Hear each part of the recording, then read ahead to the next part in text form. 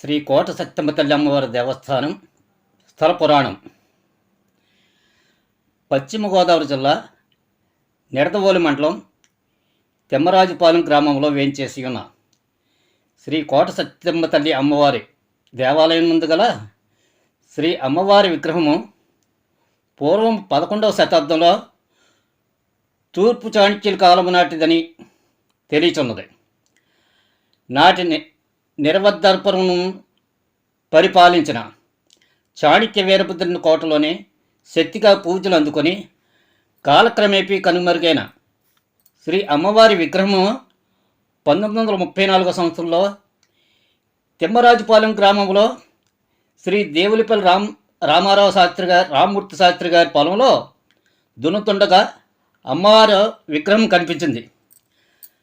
తర్వాత శాస్త్రి గారే కలలో కనిపించి ఆలయం కట్టించమని ఆదేశించగా ఆలయం కట్టించినారు.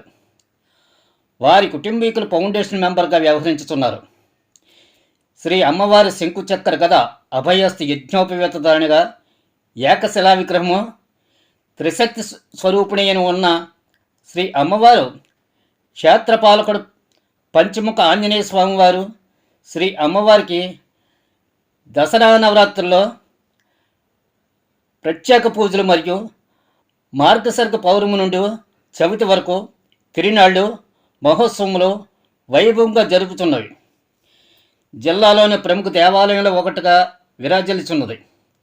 చుట్టుపక్కల గ్రామంలో ప్రతి కుటుంబంలోనూ కోట సత్యనారాయణ, కోట సత్యమ్మ అని పేర్లు తప్పనిసరిగా ఉండుట అమ్మవారి మహిమ గల నిదర్శనం.